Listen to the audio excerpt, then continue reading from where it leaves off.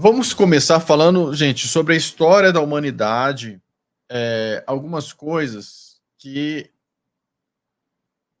não batem com o que falam, né. Falam que o ser humano muita gente fala, o ser humano se desenvolveu, começou a criar cidades ali na Suméria, né, depois disso, ali a gente fala da Turquia, depois fala que teve na África os primórdios ali do ser humano. Tem várias versões que falam várias coisas, assim, a maioria um monte de bobagem, que não procede, não bate com o que a arqueologia proibida divulga, porque eles não querem que seja divulgado. Mas vamos para dois fatos aqui interessantes. Existe uma cidade na Índia, a gente tem a foto aqui, ó, que chama Rajasthan, na Índia. Aqui uma área de 5 quilômetros quadrados, gente, que fica a oeste de Jodhpur, na Índia, tá, gente? O que tem de interessante nesse local? Existe uma camada, gente, de poeira radioativa em cima desse local. E o solo é queimado como se tivesse tido uma explosão atômica. Não sei se esse aqui fala da idade. Deixa eu ver aqui.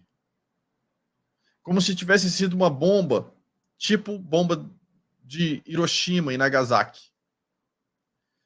E se a gente pesquisar no Mahabharata, né, que é um livro de textos antigos da Índia, eles falam lá, que o pessoal hoje considera como se fosse um mito, mas das guerras, né, dos mundos, em que tinham os Vimanas, que eram naves e raças diferentes que lutaram nos céus e soltaram bombas e projéteis nucleares, né? E muita gente embaixo viu essa guerra e pereceu. Este local, por exemplo, é um local que está ligado dessas batalhas, Rajasthan, e a prova disso é que o solo é radioativo até hoje. Até hoje, aqui escrito, uma pesada camada de cinza radioativa ainda existe, cinza radioativa neste local, numa área de 5 quilômetros quadrados, como se tivesse sido o centro ali de uma explosão atômica, de uma bomba do tamanho aí, da potência de uma bomba de Hiroshima. Mas como que pode existir isso se antes de tudo não se poderia existir civilização? Aí a gente tem um segundo caso aqui, que é esse daqui. Mohenjo-Daro, ou Mohenjo-Daro, é uma cidade, gente, que fica no Paquistão, tá, gente? A cidade fica no Paquistão. Qual que é a característica interessante dessa cidade aqui no Paquistão? A mesma da outra lá. É um local que se encontram características de como se tivesse explodido uma bomba nuclear no local. Aqui tem as ruínas do local que existem até hoje.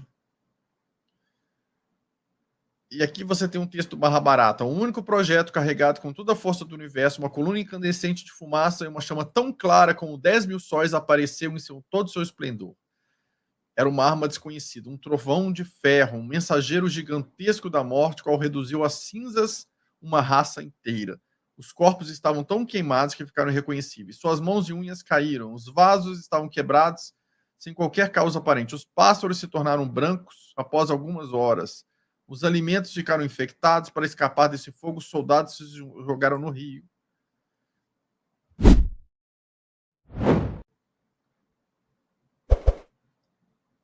Então, gente, a gente vai olhar aqui, uma característica que é interessante, é que além da questão radioativa que a gente viu nesse outro aqui, nessa outra cidade na Índia, aqui no Paquistão ainda tem um outro caso, que os corpos humanos que eles encontraram estavam como se fossem cristalizados. E a areia ali também, que tem no local, cristalizou, o que é indício de um calor absurdo que é compatível com o de uma explosão atômica.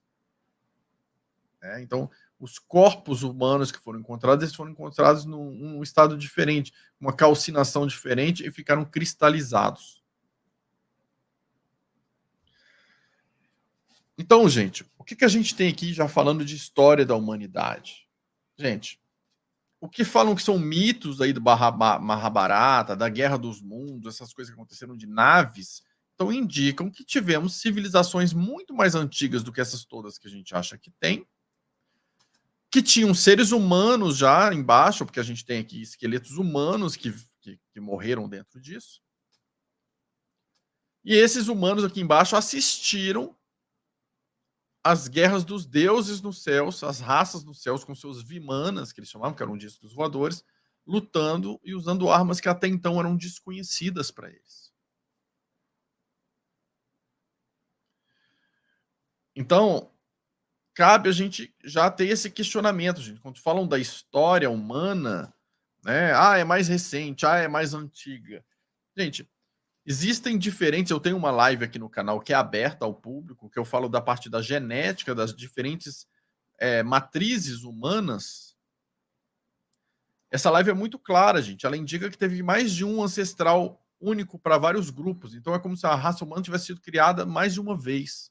Criou há 30 mil anos, depois criou há 100 mil anos atrás de novo, depois criou há 300 mil anos um matricial ali que foi tendo descendentes genéticos daquele único matricial, foi criado. Depois aparece um outro, ou porque foi completamente extinta, ou porque a grande maioria morreu, sobraram poucos, que é o caso desses de 300 mil anos, 130 e 30 mil anos, né? Tem apenas, acho que não sei se são 7 ou 11 indivíduos que foram encontrados nos Camarões, que tem uma descendência diferente da de todos os outros, ou seja, todos os outros que vieram daquele grupo lá morreram, só sobraram esses aí.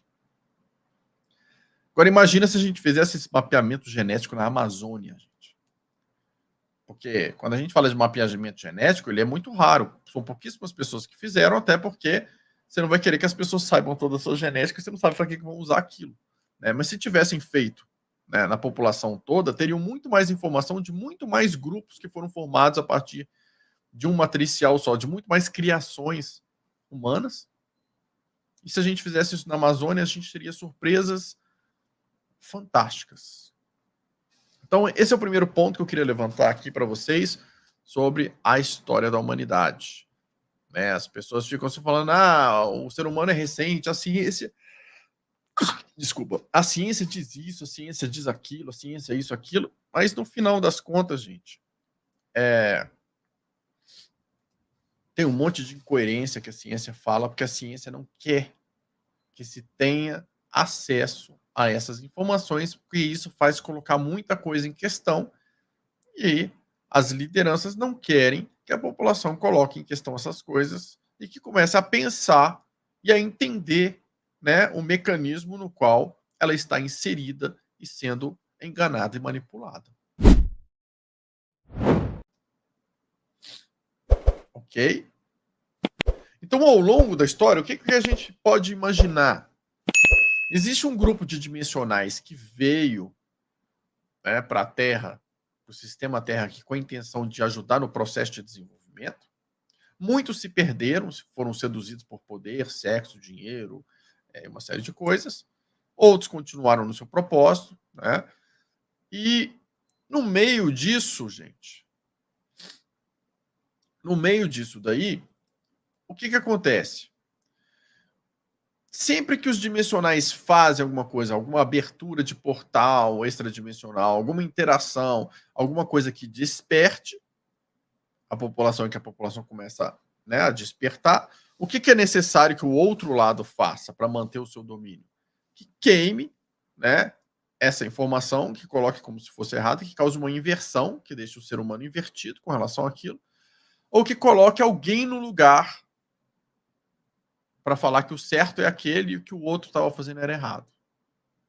Então, é como um local que você abre na malha eletromagnética do sistema para ter interação com extradimensionais. Se você não tiver dimensionais que vão lá trabalhar aquele campo de vez em quando, o outro lado vai tentar fechar aquele local ali, a interação daquele local, para que não seja utilizado para isso, né? Porque eles querem ter a dominância ali sobre a população. Então, o trabalho deles é esse.